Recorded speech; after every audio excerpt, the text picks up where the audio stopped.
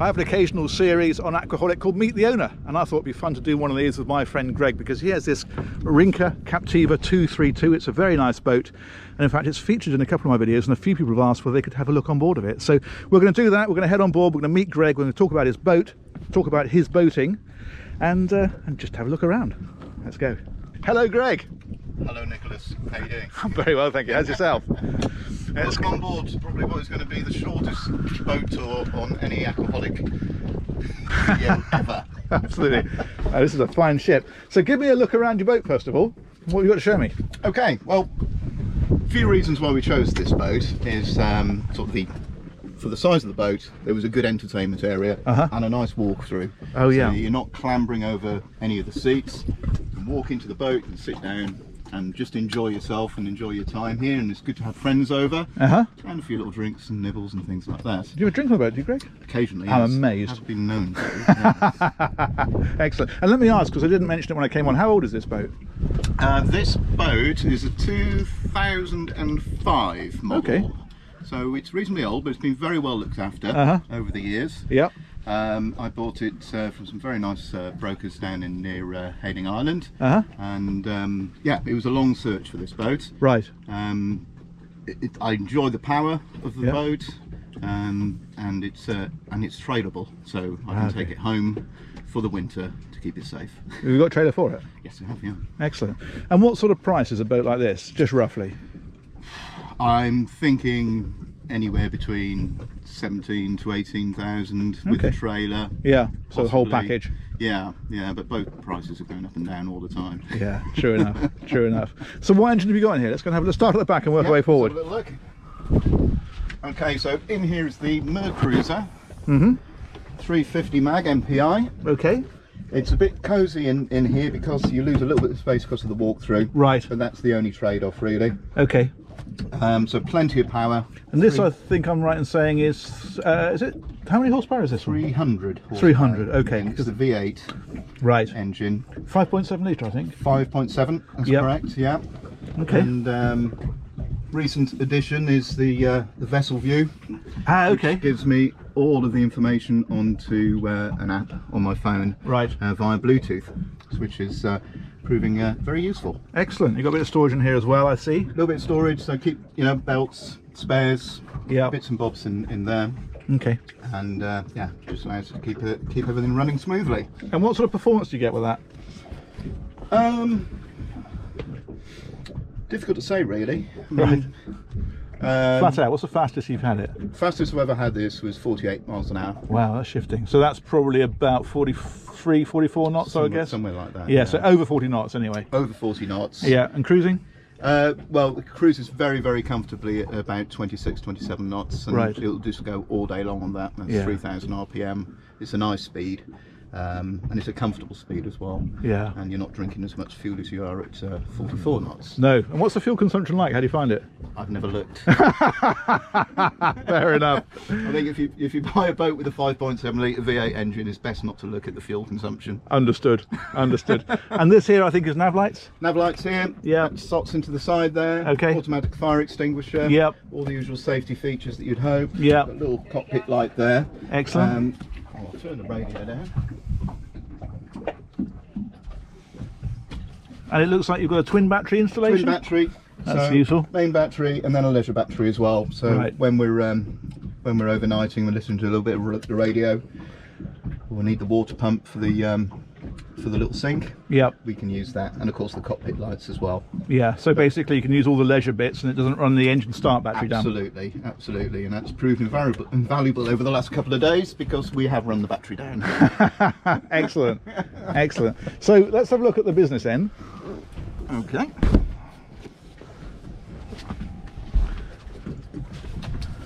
So yeah, what we've got here. Start here.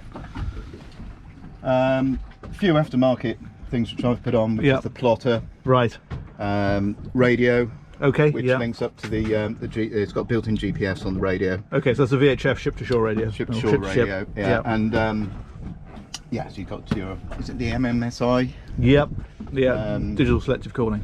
that's got that as well. Yeah, that's good. And a stereo, it looks like. Stereo, standard car stereo, because marine stereos are just ridiculously expensive, and it's cheaper to change these every 3 years. Fair enough. But it works very well. Yeah.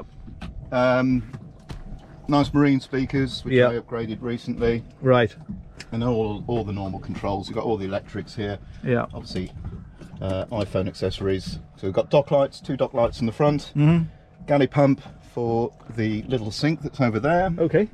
Nav lights. And bilge pump and cockpit lights as well. Brilliant. Okay. And when you're driving it, I notice you've got lift bolster, which I often mention on my videos. Do you normally drive with that up? I drive with that up. So do you sit on that? Yeah. So if I'm sat on this, this is a normal position. You get a good view. I don't like being below the windshield for me. I like to be looking ahead. And keeping an eye on everything that's going on. Sure, that makes sense. And what about the cabin? Well, the cabin, and you'll have to excuse the mess because we have been sleeping on board for the last 3 nights. Right. It's cosy. Okay. But comfortable. So wow. The 2 of us can sleep in there quite comfortably. Yeah. Yeah, for the occasional overnight, it's absolutely perfect. You can take the bed bits apart and move the table down into there for a seating area as well, but we've never used it for that, to be honest. No, you'd probably sit in the cockpit and use that as your sleeping, wouldn't you, really? Absolutely. And there's a little wardrobe, it looks like in here. Wardrobe there, yeah. Small wardrobe, and then storage along the sides as well. Yeah. Where we've put some boxes and bits and bobs in there. Very good. And the most important question that everybody asks, how do you go to the toilet? Well, there is the bucket of shame when you're out and about. But this boat is kept at one of MDL's marinas. Okay. And they have fantastic facilities there, so we've got the showers and the loos and everything that we need. Awesome. Brill. Let's go and have a sit down here, if we may. And we'll talk a bit about your boating history, because that I think is always interesting. So I'm going to ask you first of all, what do you do for a living? I run an audiovisual company supplying TVs to pubs, so we haven't been very busy recently. No, I can imagine. No, so that's what funds the toys, as it were. Yes, yeah. Lots of hard work and then occasional playtime. Yeah, absolutely. And how did you get into boating? Well, I used to be into motorbikes, and then the children came along, and I found that that was a pretty solitary affair. Right. And a classic eBay Sunday evening, and I ended up with I think it was a 14-foot Fletcher. Okay. And thought, well, that's something we can all do as a family. How much was that? Oh, that was £1,500. Right, brilliant. Nearly made it back to home without the wheel falling off. Excellent. Which is typical for things like that on eBay. Yep. But no, kept that boat for about a year or so. We had a lot of fun with it. And just trailered it, presumably? Trailered it. We used to go down to Cornwall, down to Brixham, and trailer that around. And then thought, I quite like the idea of this. I did my powerboat level 2 course while I had that boat. Yeah. And then upgraded then to another Fletcher, which was a 19-foot. Oh yeah. 3-litre Mer Cruiser. I think I remember that boat, Seagull 2. Seagull 2, funny enough, yeah. Can you spot the see a trend? pan, yeah. And then sold that and upgraded to the Rinker. So how long have you had this one? This is our 4th season with the Rinker. Wow, fair while then. And I love it. It's a cracking boat. And you've kept this on the marina, I think? This stays on the marina.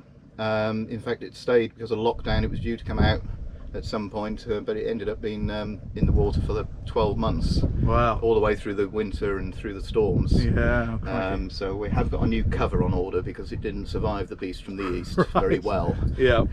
Yeah. Actually, it's interesting you mentioned covers, because we haven't spoken about covers. I believe I'm right in saying that you can enclose all of this. This is like a bimini top, so you can fold this away around its a framework and put like a sausage canopy over it, if you like. And then it also, I'm right in saying, infills all the way around? Infills all the way around, and then a nice big cover which goes straight down to the back. Right. And you have a little door zip for the doorway. Okay. One of the big selling points for me on this boat was the fact that it was a full standing cover, so you can stand up in here. Right. You can make this a really usable space for evenings. So this is your lounge, really, isn't it? In effect, yes. Yeah. Yes, absolutely. Yeah, brilliant. And, much fun has been had. Yeah, on board with friends. I can imagine. And the last question, I think, is where to after this? What's the next plan? obviously, we are considering upgrading. Boaters always do. Boaters always do. It's part of the rules. Yeah. I think having a boat with, you know, toilet facilities on board. Yeah. Maybe, you know, a proper bed. Yeah. Very much like your boat, really. Maybe Yeah. that sort of layout. Sure. Really, I think that would be the next step for us. Yeah. And it is something that we're starting to look at now. So we'll see how everything is post-COVID. Yep. And make some decisions in 2021. Perfect. All right. Awesome. Good. I think that's about it, really.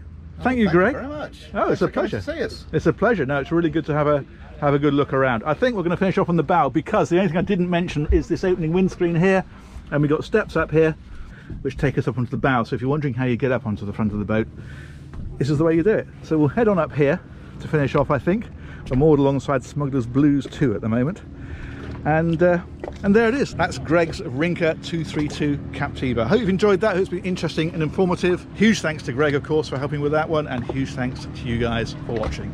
We will look forward to catching you on the next one. Take care. Bye bye.